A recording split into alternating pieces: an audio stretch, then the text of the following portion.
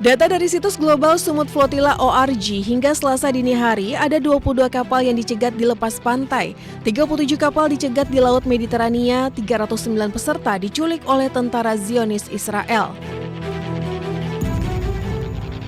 Jurnalis Indonesia yang diculik penjajah Israel yakni Bambang Nuroyono, Andre Prasetyo, dan Taudi Badai.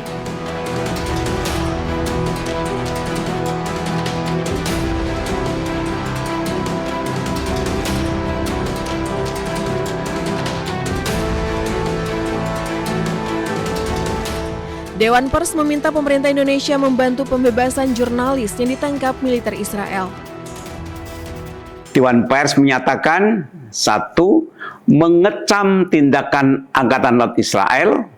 2. Meminta pemerintah Indonesia menempuh jalur diplomatik luar biasa untuk membebaskan wartawan dan warga sipil Indonesia serta memulangkannya ke tanah air. Angkatan Laut Israel mencegat dan menangkap kru dan awak kapal Global Sumut Flotilla pada Senin kemarin. Jurnalis Andre Prasetyo hilang kontak di perairan dekat Gaza setelah logistik kemanusiaan yang ditumpanginya dicegat oleh militer Israel.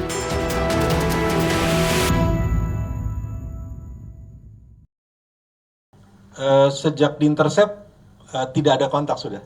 Jadi kita sudah hilangan kontak sampai sekarang. Kita belum dapat informasi lagi seperti apa. Karena perkiraan kita juga alat komunikasi yang sepertinya disita gitu. Jadi kita hanya bisa berkontak sama yang belum ditahan justru. Tapi kami yang sudah ditahan kita sudah tidak bisa berkontak lagi gitu. Kami di MPR sangat mendukung apa yang dilakukan oleh rekan-rekan untuk menegakkan HAM, untuk menembus Gaza, untuk memberikan bantuan kemanusiaan, dan sangat mendukung agar apa yang dimintakan yaitu pemerintah Indonesia untuk segera melakukan kewenangan konstitusionalnya, kewajiban konstitusionalnya, dan posisinya di tingkat internasional termasuk Ketua Dewan HAM PBB untuk memaksimalkan usaha untuk membebaskan, paling tidak membebaskan bangsa Indonesia, warga Indonesia yang ditahan oleh rekan-rekan wartawan maupun rekan-rekan aktivis kemanusiaan. Kementerian Luar Negeri mengutuk keras tindakan militer Israel yang mencegat sejumlah kapal dan menangkap relawan WNI yang tergabung dalam rombongan misi kemanusiaan International Global Sumut Flotilla atau GSF 2.0 di sekitar perairan Siprus, Mediterania Timur. Kementerian Luar Negeri mencatat bahwa berdasarkan informasi per pagi ini, dari total 9 WNI anggota Global Peace Convoy Indonesia atau GPCI yang tergabung dalam misi GSF 2.0, sebanyak 5 WNI dilaporkan telah ditangkap oleh militer Israel di sekitar perairan Siprus atau Mediterania Timur. Sementara itu, 4 WNI lainnya yang berada di 2 kapal berbeda diketahui masih berlayar di sekitar perairan Siprus. Situasi di lapangan masih sangat dinamis. Keempat WNI yang masih berlayar tersebut tetap berada dalam kondisi rawan dan sewaktu-waktu juga dapat mengalami intersepsi atau penangkapan oleh militer Israel. Sehubungan dan perkembangan tersebut, Kemlu telah melakukan koordinasi awal dengan KBRI Ankara, KBRI Kairo, KBRI Roma, KBRI Aman, dan KJRI Istanbul, termasuk menyiapkan langkah-langkah antisipatif seperti penerbitan SPLP apabila paspor WNI disita, serta dukungan medis apabila diperlukan. Perwakilan RI juga melakukan pendekatan kepada otoritas setempat guna memastikan akses transit dan proses kepulangan WNI dapat berjalan tanpa hambatan keimigrasian. Indonesia juga telah bergabung dengan 9 negara lainnya, yaitu Turki, Bangladesh, Brasil, Kolombia, Yordania, Libya, Maladewa, Pakistan, dan juga Spanyol dalam suatu pernyataan bersama yang mengutuk keras serangan Israel ke GSF. Kita udah masuk market bertahap ya. Asing juga udah masuk juga, jadi harusnya sih ke depan akan minggu-minggu ini akan lebih stabil. Saya akan masuk setiap hari ke bond market. Yang masuk ke bond market itu dananya berapa ya Pak tiap hari? Pengen tahu aja lah. Saya minta masuk 2 triliun setiap hari. Dananya dari mana aja berarti Pak? Pos anggaran apa? Kan kita masih punya beberapa tempat kan. Itu kan hanya cash management aja, jadi nggak masalah. Kan uangnya nggak hilang. Cuman diputar aja supaya ada sedikit sentimen positif di pasar obligasi.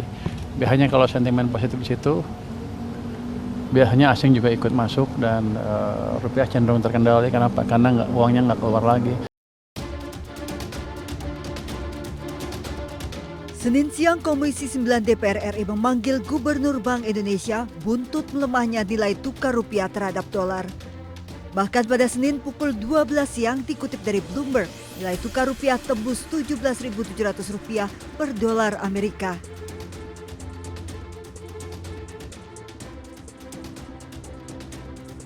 Anjloknya rupiah membuat anggota Komisi 9 ramai-ramai mengkritik Bank Indonesia. Kita tahu bahwa tadi teman-teman mengatakan kursnya sudah 17.600.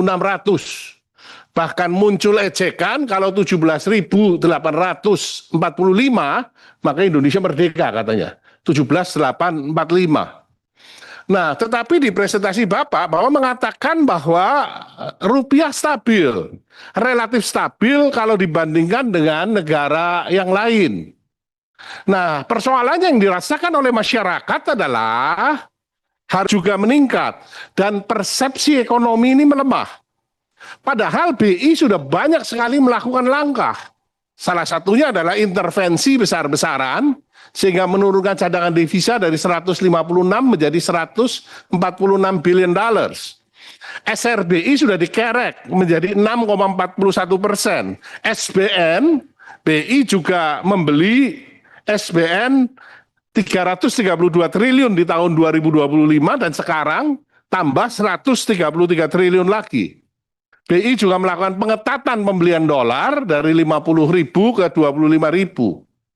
Maka pertanyaan kritisnya adalah semua instrumen yang dimiliki BI sudah dilakukan.